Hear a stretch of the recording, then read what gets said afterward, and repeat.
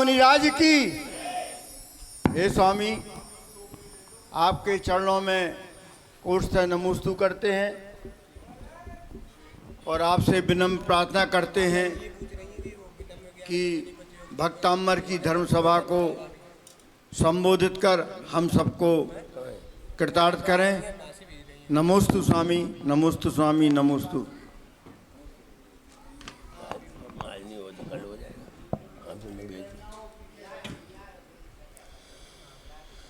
सभी लोग एक बार नमोकार मंत्र का उच्चारण कर लें।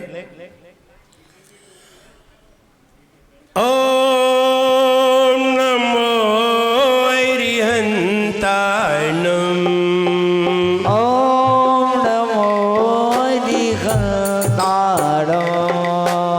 ओम नमो सिद्धाय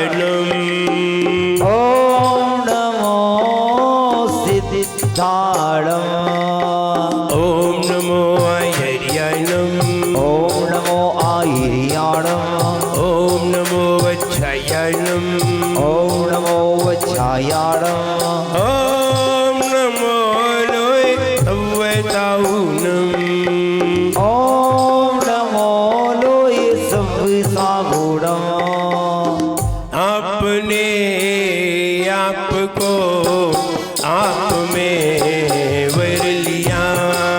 आपने आपको आप में वर लिया। चेतना को स्वयं ही प्रखर कर लिया। चेतना को स्वयं ही प्रखर कर लिया। वीतरागी प्रभो हे महावीर जिन। वीतरागी प्रभो हे महावीर जिन। आदिनाथ प्रभो हम उदाहरण तरन। आदिनाथ प्रभु तुम उदाहरण कर। आपके द्वय चरण में विनम्र नमन। आपके द्वय चरण में विनम्र नमन। निर्विकारी हुए वस्त्र अंबर किए। निर्विकारी हुए वस्त्र अंबर किए। छोड़कर राग को जो दिगंबर हुए। छोड़कर राग को जो दिगंबर हुए। हे विराग गुरु दो विरागी नयन। हे विराग गुरु दो विरागी नयन। आपके द्वय चरण में विनम्र नमन। आपके द्वय चरण में विनम्र नमन। आपके द्वय चरण में विनम्र नमन। आपके द्वय चरण में विनम्र नमन। चले जरा श्री आदिनाथ भगवान की जय। एक जरा श्री महावीर भगवान की जय। परम पूजाचार्य श्री मानुतुंग मुनि महाराज की जय। परम पूजाचार्य गुरु श्री विराट सागर गुरुदेव की जय। अहिंसामयी जैन धर्म की जय। परम पूज्य आचार्य गुरुवर विनम्र सागर महामुनिराज की। महामुनिराज की। महामुनिराज की। 25 नंबर छंद पढ़ने के लिए तैयार। बुद्ध त्वमेव विबुधार्चित बुद्धि बोधात्।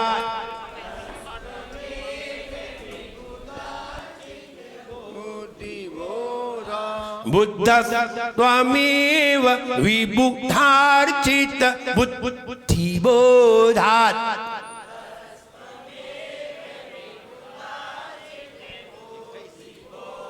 ध्यान दें, बुद्धस बुद्ध ढील नहीं देना है।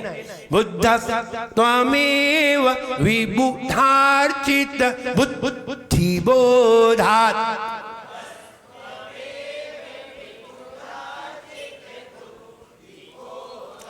त्वं शङ्करोऽसि भुवनत्रय शङ्करत्वात्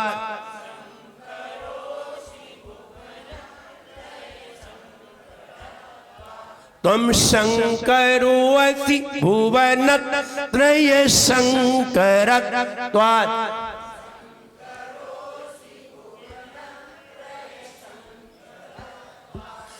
शङ्करोऽसि शङ्करोऽसि और शङ्करत्वात् ध्यान देना है। त्वं शङ्करोऽसि भुवनत्रय शङ्करत्वात्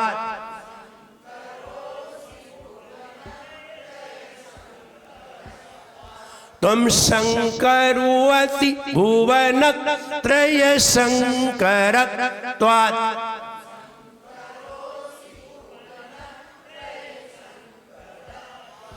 धातासि धीर शिव मार्ग विधेर विधानात्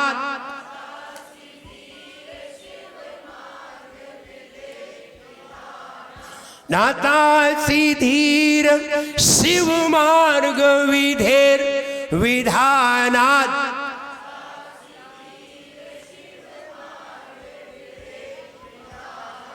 व्यक्तं त्वमेव भगवन् पुरुषोत्तमोऽसि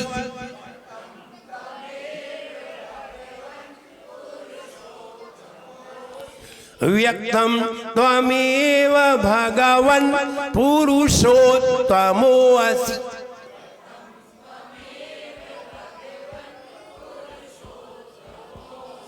बढ़िए।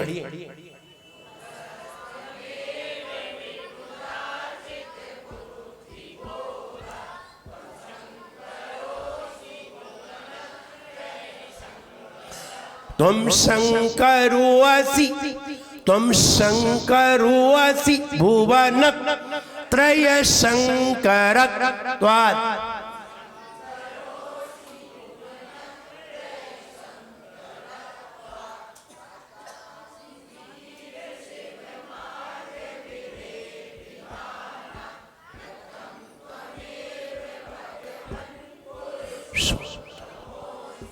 व्यक्तं त्वमेव भगवन् पुरुषोत्तमोऽसि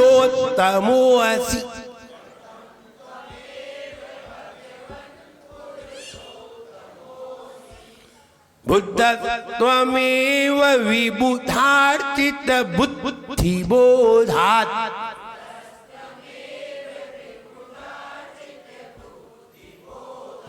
त्वं शङ्करोऽसि भुवनत्रय शङ्करत्वात्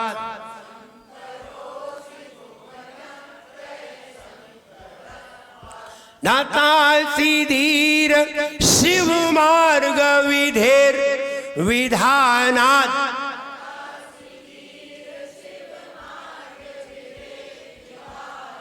व्यक्तं त्वमेव भगवन् पुरुषोत्तमोऽसि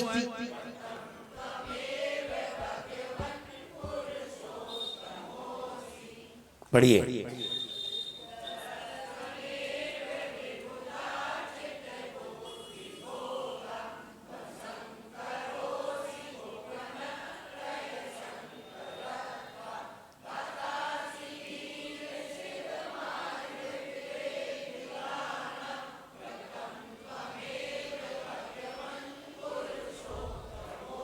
Any problem? Second line, third line, fourth line. Clear? दृष्टि दोष निरोधक। दृष्टि कहाँ पाई जाती है? आंख में नहीं, दृष्टि यहां पाई जाती है। दोष आंख में नहीं होता, दोष दिमाग में होता है, आंख में नहीं होता है। आंख तो एक खिड़की की तरह है, जो आया वो देख लेगी। आंख का कोई रोल नहीं है दृष्टि में। दृष्टि में रोल है तो दिमाग का है। क्या सोच रहा है, अच्छा सोच रहा है, खराब सोच रहा है, उसकी दृष्टि के ऊपर जाता है। इसलिए मिथ्या दृष्टि और सम्यक दृष्टि हुआ करते हैं। सम्यक देखना नहीं होता, देखना तो सभी का सम्यक है, लेकिन देखने का ढंग दृष्टि पर निर्भर करता है। दृष्टि दोष, दृष्टि में दोष आते क्यों है? जब हम किसी वस्तु को सही तरीके से नहीं जानते तब हमारी दृष्टि में दोष आते हैं। जब हम वस्तु को सही तरीके से जान लेते हैं, सभी तरीके से जान लेते हैं, हमारी दृष्टि में कोई दोष नहीं रहता। दोष तभी होता है जब हम वस्तु को सही तरीके से जानते नहीं और समीचीन तरीके से नहीं समझते, तब जाकर के दोष होता है। जैसे कोई व्यक्ति गए, आटे से तो पुड़ी ही बनती है, अब पुड़ी ही बनती है, अब पुड़ी ही नहीं बनती, पुआ भी बनते हैं। आटे से पुआ भी बनते हैं, वो नहीं, पुड़ी ही बनती है। अब यही दोष है।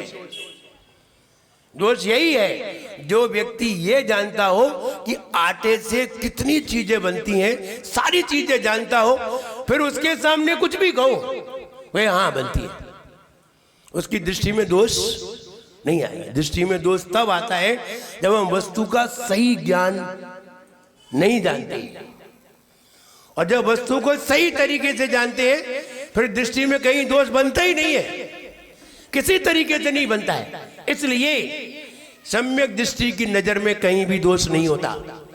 सारे दोष मिथ्या दृष्टियों में पाए जाते हैं। अगर 1000 सम्यक दृष्टि एकत्र हो जाए, 1000 सम्यक दृष्टि एक जगह बैठ जाए, तो सबके विचार एक होंगे। और 1000 मिथ्या दृष्टि बैठ जाए तो 1000 एक विचार निकलेंगे। 1000 तो है ही, एक और निकलेगा सबका मिला करके। तो मिथ्या दृष्टि के विचार अलग अलग निकलेंगे और सम्यक दृष्टि के विचार, अगर 1000 सम्यक दृष्टि इकट्ठे हो और उनसे पूछे आप बताइए आप अपनी जिंदगी में क्या चाहते हैं, तो सब बोलेंगे रत्नत्रय चाहते हैं। सब बोलेंगे रत्नत्रय की प्राप्ति करके समाधि प्राप्त करना चाहते हैं। सब एक ही बात बोलेंगे। और 1000 मिथ्या दृष्टि मिले, फिर एक कहेगा हम मकान चाहते हैं, एक कहेगा हम परिवार चाहते हैं, एक कहेगा हम संतान चाहते हैं, एक कहेगा जाने क्या क्या कहेंगे। सबके अलग अलग विचार बनेंगे और 1000 सम्यक दृष्टि के विचार एक है। इसलिए सम्यक दृष्टि को सही बात का ज्ञान है, इसलिए सम्यक दृष्टि है। और सम्यक दृष्टि होने के कारण उसकी दृष्टि में कोई दोष, ध्यान रहे, आंख में दोष नहीं होता है, दोष दिमाग में होता है। और दिमाग में ही कचरा होता है, आंख में नहीं होता है। और दिमाग से ही सारा काम चलता है, आंख से कुछ नहीं होता। आंख तो देखने के काम आती है, देख लिया काम खत्म। सारा काम तो दिमाग का है। इसलिए दृष्टि दोष, कैसे दृष्टि दोष समाप्त होते हैं? जब आप इसका भावार्थ देखेंगे सारी दृष्टि के दोष समाप्त हो जाएंगे। आइए जाप देखते हैं। ओम ह्रीम ह्रम नमोग्तवनम, ओम ह्रीम ह्रम नमोग्तवनम। वे मुनि महाराज उग्र तपस्या करने के लिए तैयार रहते हैं। उग्र तप कैसा होता है? ये उग्र तप की विचित्र बात है। उग्र तप का मतलब है वे उपवास करने के लिए तैयार बैठे रहते हैं, और 1 नहीं 2 नहीं 3 नहीं, जितने उपवास करना है बिल्कुल तैयार बैठे हैं। कई लोग अष्टमी चतुर्दशी का इंतजार करते हैं क्या अब हमें उपवास करने को मिलेगा। मेरे पिताश्री थे, जब मुनिराज बन गए तो जब जैसे ही अष्टमी चतुर्दशी आती थी भी बड़ा खुश होते थे। हमने कहा आज तुम्हें कौन सी विभूति मिल गई? बोले विभूति नहीं मिल गई, कल उपवास रहेंगे। उपवास हो गए तो इतनी खुश क्यों हो रहे हो? बोले कल गोल्डन डे है। नहीं गोल्डन डे क्यों है? बोले कल उपवास करना पड़ेगा, उपवास में आनंद आता है। तो किसी को उपवास में आनंद आता है और किसी को दिन भर खाने में ही आनंद आता है। उपवास का नंबर आ जाए तो मुंह लटक जाता है। देखो कैसे कैसे उपवास करते हैं। और उपवास तो उपवास है, एक उपवास में ही पसीना आ जाता है। वो एक दिन एक बार करवा चौथ आ गई। अब करवा चौथ में कौन उपवास करते हैं? कौन करते हैं विपिन भैया? महिलाएं करती हैं, आदमी तो करते नहीं। आदमी तो खाने के लिए है।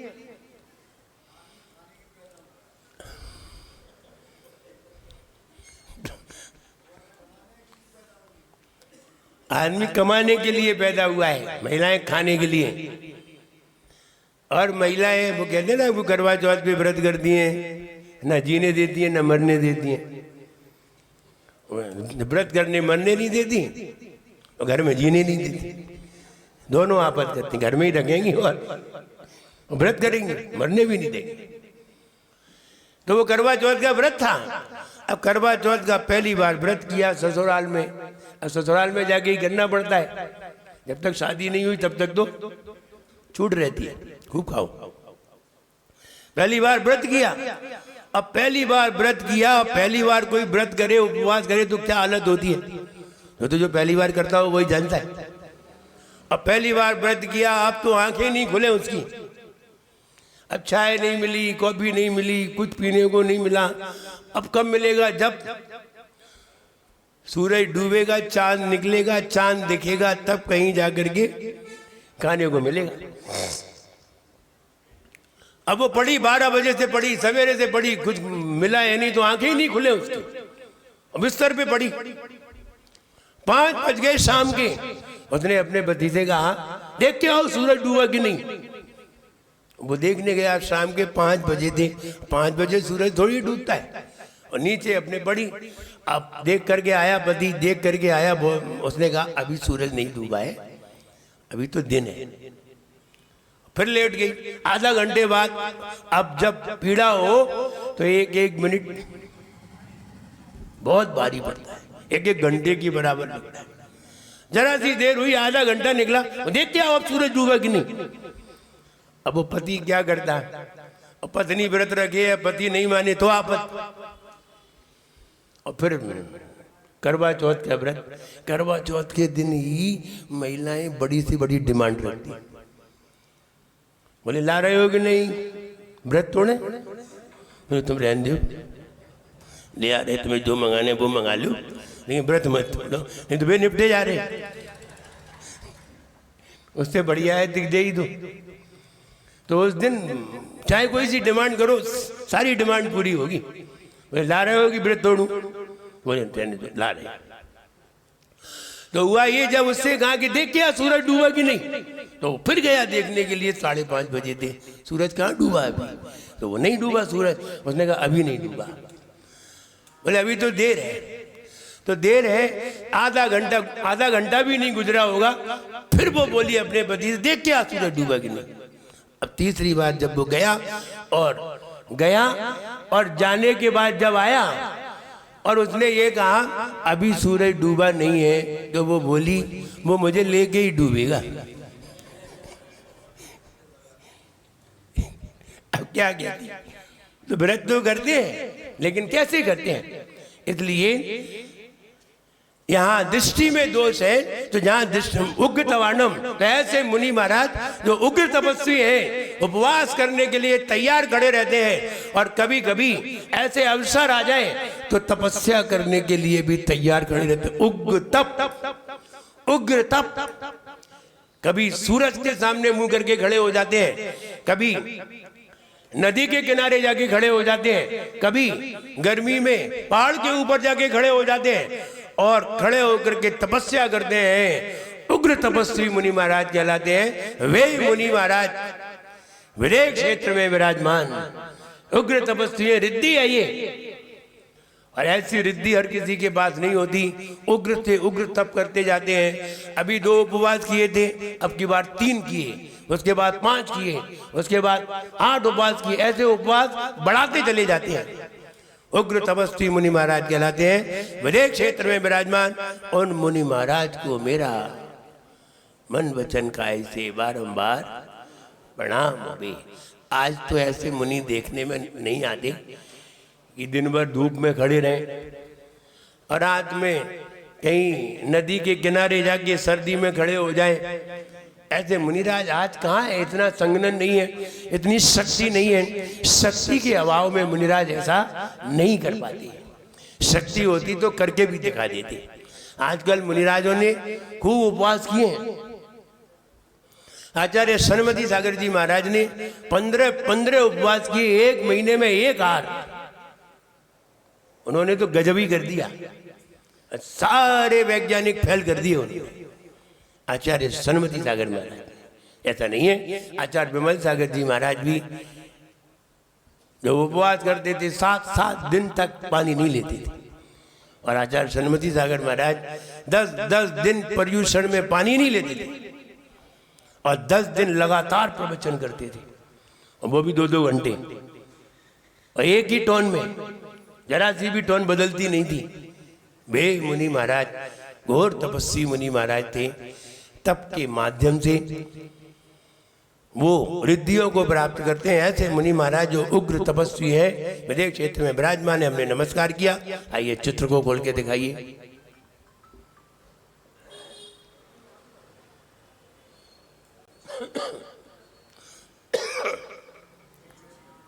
चित्र में आदिनाथ भगवान विराजमान है।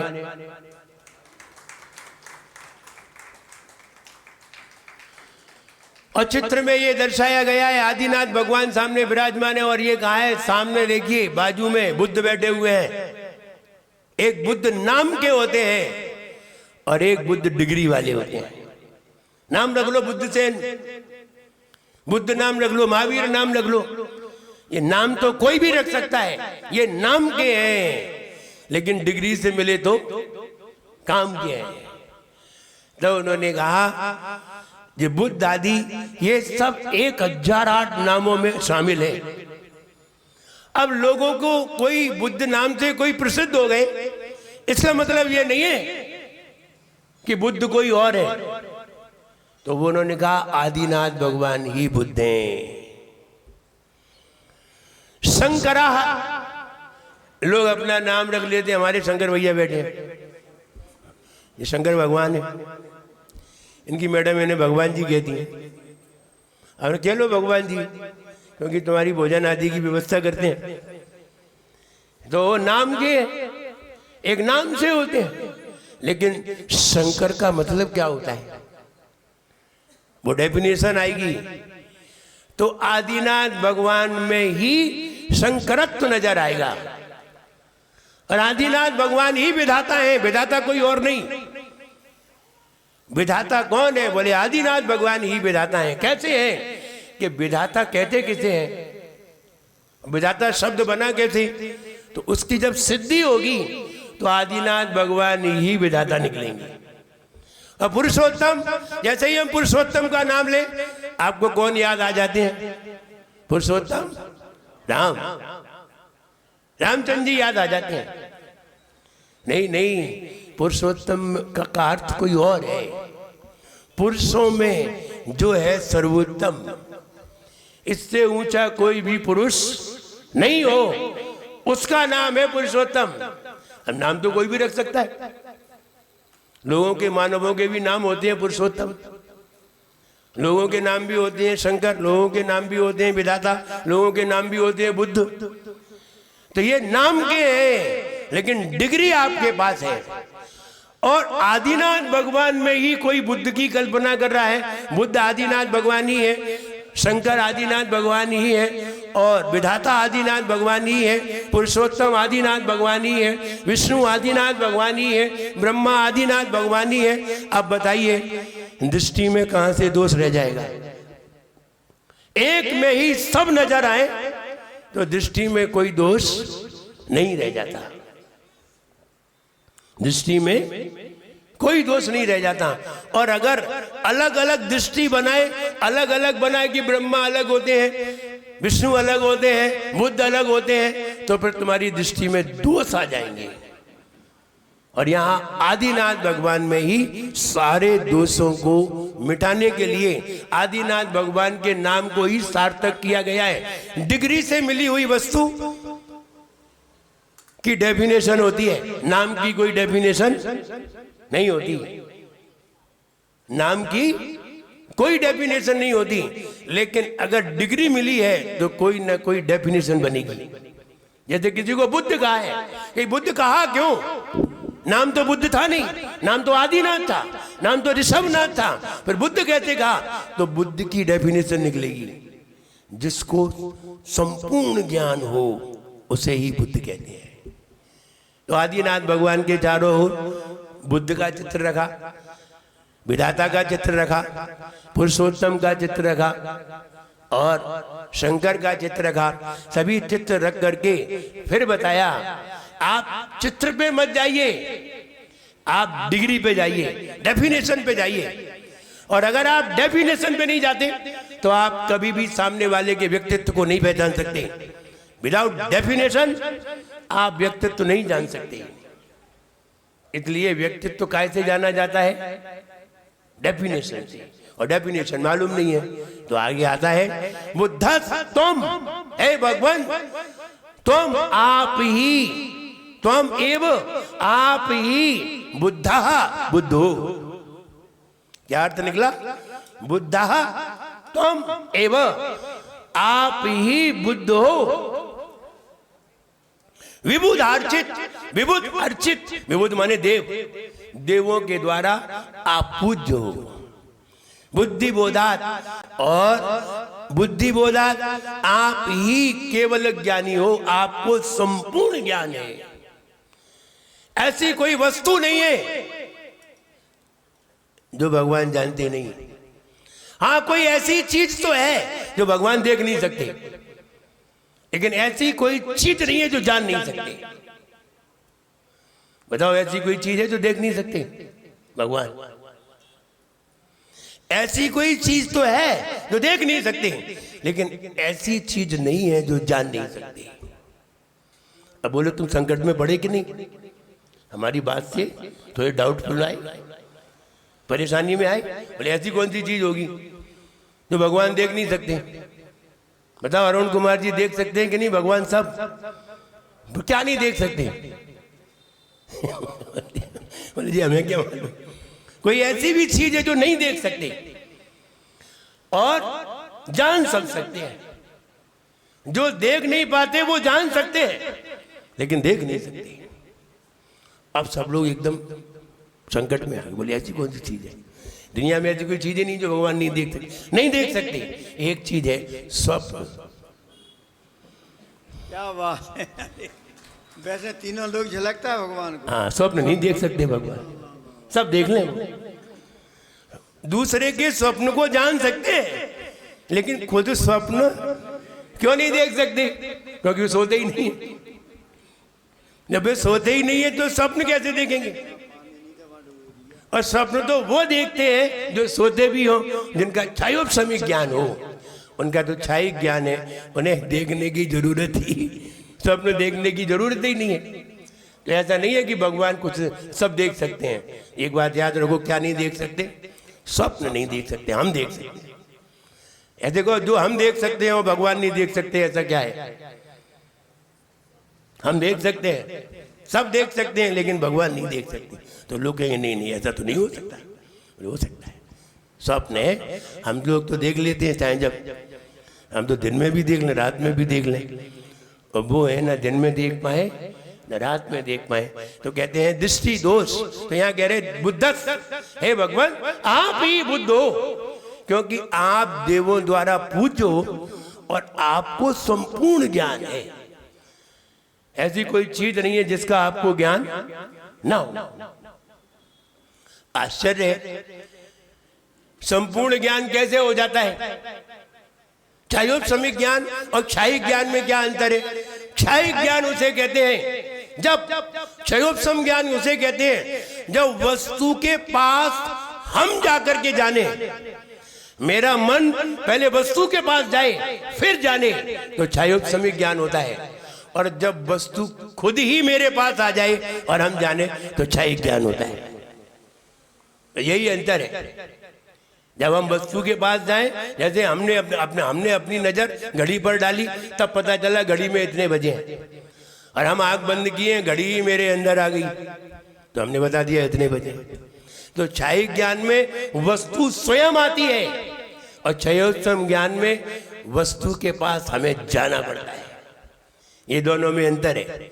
इसलिए केवल ज्ञानी केवल ज्ञान लेकर के बैठ गए, सारी दुनिया की चीजें उनके ज्ञान में आ गई, उन्हें बता दिया, और हम जा के बताते हैं, हम जा के बताते हैं, और उनके ज्ञान में सब आ जाता है। जैसे कि आईना, आईने को सामने रख दो, आईने में वस्तु अपने आप ही आ जाती है। ऐसे ही भगवान के ज्ञान में तीनों लोक अपने आप ही झलकते हैं, त्रिकाल पर्याय अपने आप ही झलकते हैं। इसलिए हे भगवान, आपको संपूर्ण ज्ञान होने से, आप में संपूर्ण ज्ञान है, इसलिए आप ही बुद्ध हो। परिभाषा बन गई, जिसको ज्ञान हो उसका नाम बुद्ध। अब डिग्री से बुद्ध बने हैं, नाम से नहीं। आदिनाथ भगवान का नाम बुद्ध था ही नहीं, लेकिन फिर भी कह रहे आप ही बुद्ध हो, क्योंकि आपको संपूर्ण ज्ञान है, देवों द्वारा पूज्य हो। संपूर्ण ज्ञान होने से आप ही क्या हो? बुद्ध हो। तुम शंकरा असि, आप ही शंकर हो। अर्थ देखिए, शंकर। अब दूसरा बोलिए, शंकर।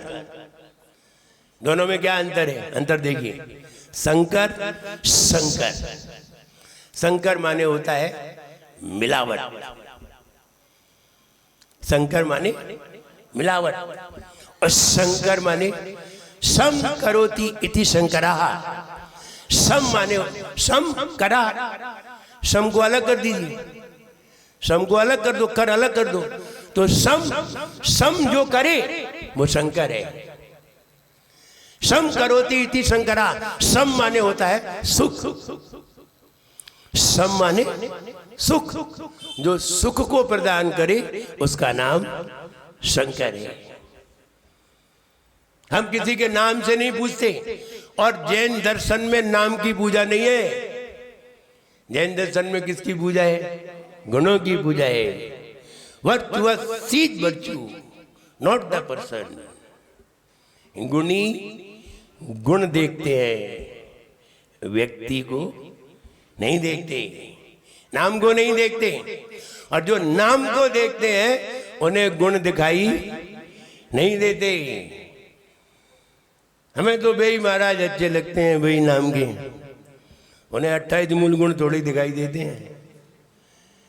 उन्हें कहाँ मूल गुण दिखाई देते हैं? और जिन्हें मूल गुण दिखाई देते हैं उन्हें नाम कोई अच्छे नहीं लगते। जो मूल गुणधारी हैं वो बंधनी है। इसलिए virtuous sees virtue, not the person. गुणी गुण देखते हैं, व्यक्ति को नहीं देखते। तो यहाँ कहते हैं तुम शंकरा असि, आप ही शंकर हो। भुवनत्रय, आप तीनों भुवन में शंकरत्वात्, सुख प्रदान करने वाले हो। आप तीनों लोक में सुख प्रदान करने वाले हो, इसलिए आप ही शंकर हो। शंकर की परिभाषा आ गई, सम करोति इति शंकरा। और शंकर माने मिलावट। मिलावट कहते हैं, अपन लोग जानते हो कि कभी कभी कहते चौके में से रोटी निकल आई तो रोटी फिर चौके में जाए तो क्या कहते? कैसी हो गई? सकरी। सकरी माने, सकरी माने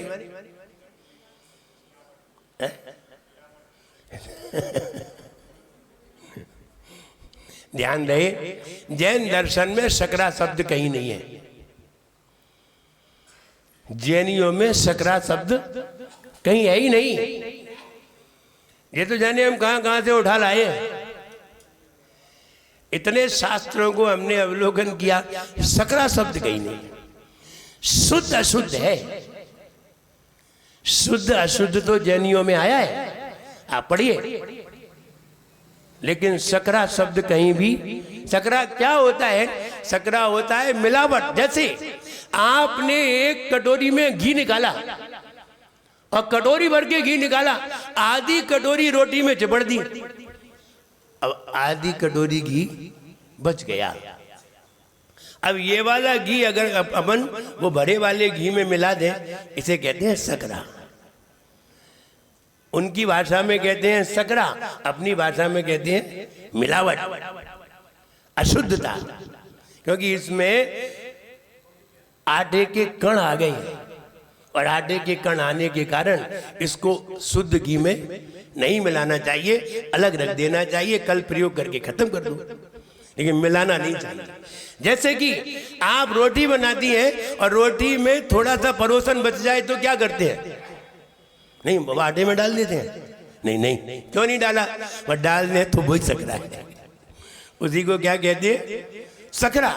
लेकिन जो लोग खाने के लोलिपी थे, जिन्हें खाने की बहुत शौक था, उन्होंने, उनके पास जैसे ही रोटी आई, चौके में से बाहर आई और बाहर भोजन कर रहे थे, चौके में से बाहर आई, नहीं, रोटी सकरी हो जाती है।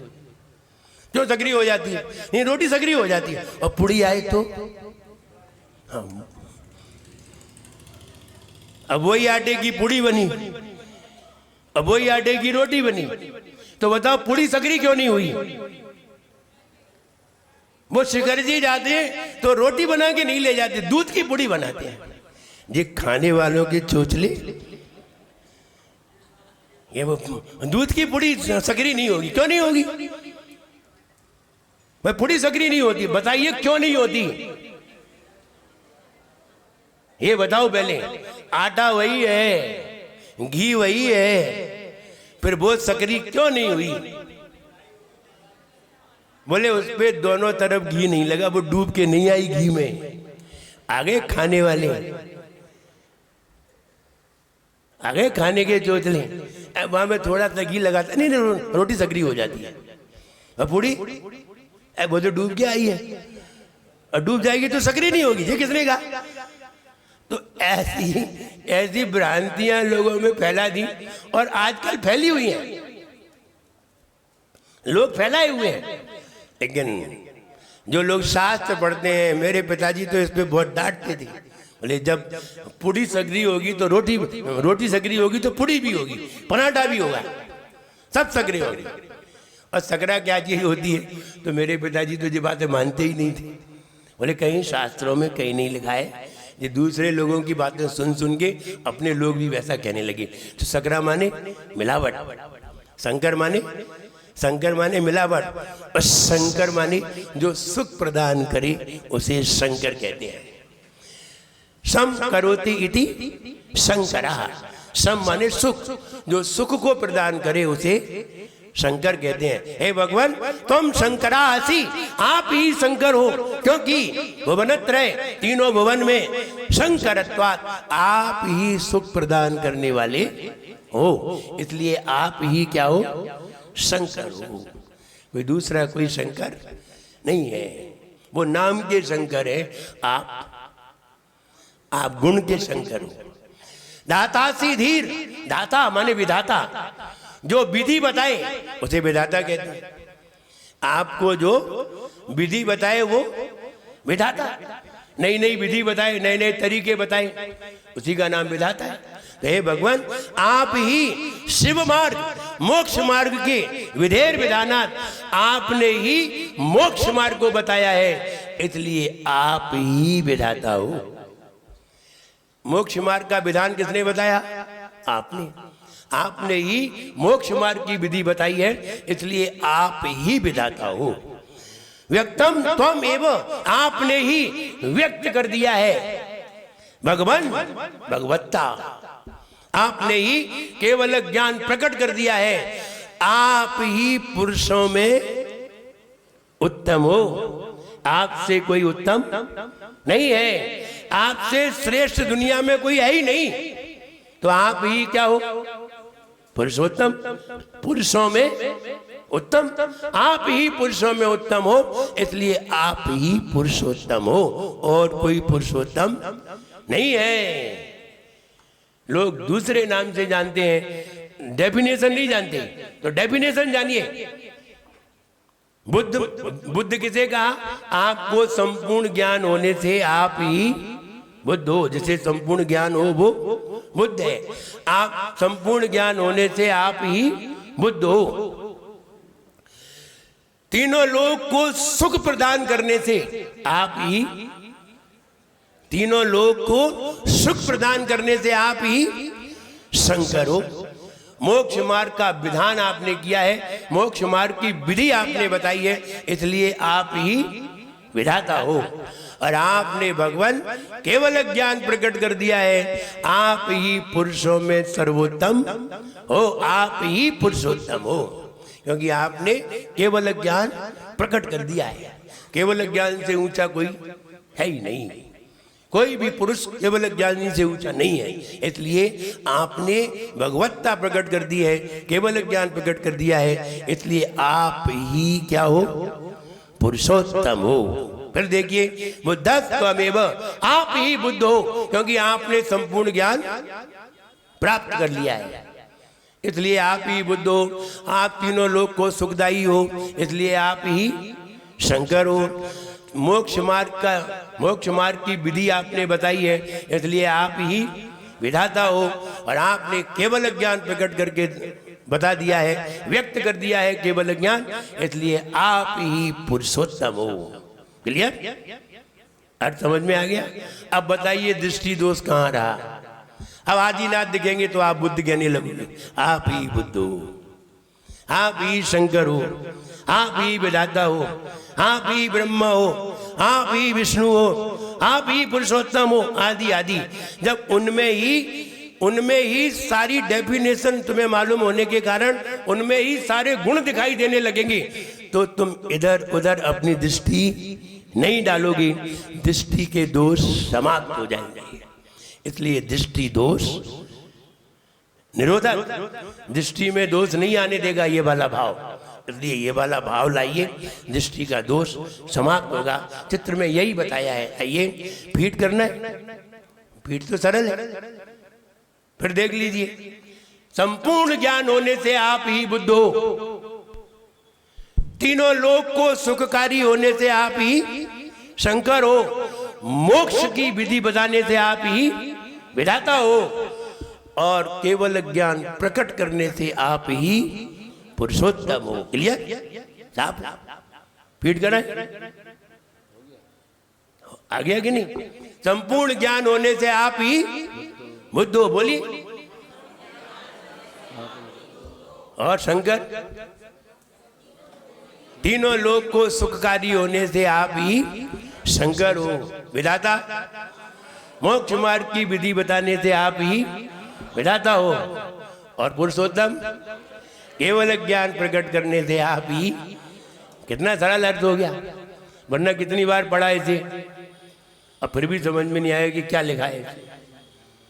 हे भगवान, संपूर्ण ज्ञान होने से आप ही बुद्ध हो।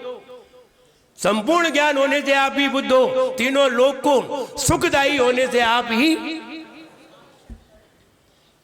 शंकर हो। मोक्ष मार्ग की विधि बताने से आप ही विधाता हो। और केवल ज्ञान प्रकट करने से आप ही पुरुषोत्तम हो। आप ही पुरुषोत्तम। दृष्टि दोष यहीं से समाप्त होता है। हम ये कहें, ऐसा भाव हमारे अंदर आना चाहिए कि आदिनाथ भगवान के 1008 नाम अगर हमें याद हो जाते हैं, और हमें मालूम है 1008 नाम ये हैं, और 1008 नाम के अर्घ चढ़ाने से व्यक्ति की अकाल मृत्यु टल जाती है। क्या अकाल मृत्यु को टाला जाता है? बिल्कुल टाला जाता है। अकाल मृत्यु को बुलाया भी जाता है और अकाल मृत्यु को टाला भी जाता है, दोनों है। ये किसी कर्म में नहीं होती। ऐसा कोई कर्म ही नहीं है जिसके उदय से अकाल मृत्यु होती हो। ऐसा कोई 148 प्रकृतियों में कर्म है ही नहीं। फिर क्यों होती है? होती है तो अकाल मृत्यु को बुलाया भी जाता है और अकाल मृत्यु को टाला भी जाता है। 1008 नामों से भगवान के जब अर्घ चढ़ाते हैं, जब सिद्ध चक्र विधान करते हैं, जब 1024 अर्घ चढ़ाए जाते हैं, तब 1008 नाम आते हैं। तो 1008 से जब महामृत्युंजय विधान किया जाता है, तब 1008 नामों से भगवान के अर्घ चढ़ाए जाते हैं। तो महामृत्युंजय का मतलब है अकाल मृत्यु को टालना। मृत्यु से नहीं बच सकते, अकाल मृत्यु से बच सकते हैं। इसलिए अकाल मृत्यु को टाला जा सकता है। जब हम 1008 नामों का रोज पाठ करते हैं तो हम अकाल मृत्यु को भी टाल देते हैं। इसलिए इसका पाठ करिए। कई महिलाएं सहस्त्र नाम का पाठ करती हैं, कई लोग नहीं करते, तो इसलिए करना चाहिए, पाठ करना चाहिए और पाठ करके अपना दृष्टि का दोष दूर करना चाहिए। दृष्टि दोष दूर होगा तो निश्चित आपकी दृष्टि निर्मल होगी और आपके अंदर के विकार दूर होंगे। इसलिए दृष्टि दोष निकालना चाहिए। आइए। प्यारे आदिनाथ भगवान करे गुरु मान तुंगे गुणगान, जिन्हें नित्य ठोक हमारी है। भक्तावर स्तोत्र की महिमा सबसे प्यारी है। कि मोरी सुन रहियो हृदय में सुन रहियो। पूर्ण ज्ञान में देव पूजते तुम ही बुद्ध महान, देते शांति सुखों को निष्दिन शंकर तेरा नाम। श्रावक श्रवण विधान बताते तुम ही परम विधाता। व्यक्त कर दिया पुरुषार्थ को पुरुषोत्तम जगदाता। इसी से मिटता दृष्टि दोष, भरा जाता है सबका दोष। यही निर्जरकारी है। भक्तावर स्तोत्र की महिमा सबसे प्यारी है। कि मोरी सुन रहियो हृदय में सुन रहियो। ज्ञान केवल सुर से पूजित बुद्ध हो प्रभुवर, शांति सुख देते यहाँ तुम ही प्रभु शंकर। मार्ग विधि शिवराग देते तुम विधाता हो। आप पुरुषोत्तम परम मुक्ति प्रदाता हो। दृष्टि दोष मिटाता तेरा गुणस्तवन गुणस्तवन। आदिनाथ गुरुमान तुंग को करो नमन। ओ विनम्र भक्तावर गाओ हे पावन हे पावन। आदिनाथ गुरुमान तुंग को करो नमन। भक्ता मेरे प्यारा स्तोत्र सब मिल गाओ रे।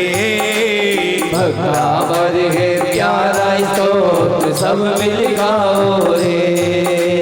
आदि प्रभु को आदि प्रभु को सब शीश झुकाओ रे।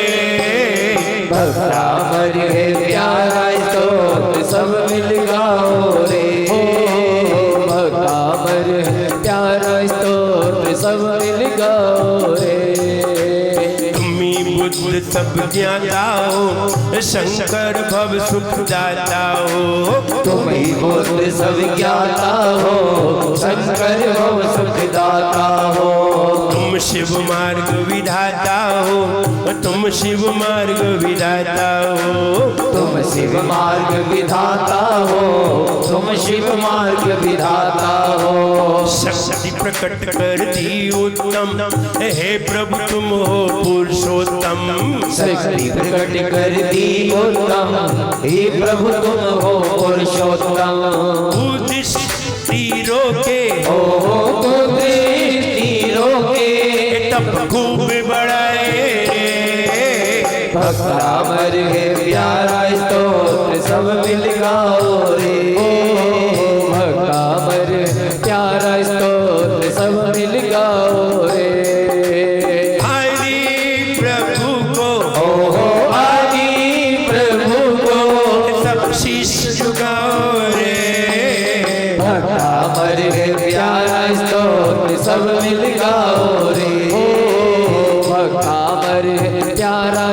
स्तोत्र सब मिल गाओ रे।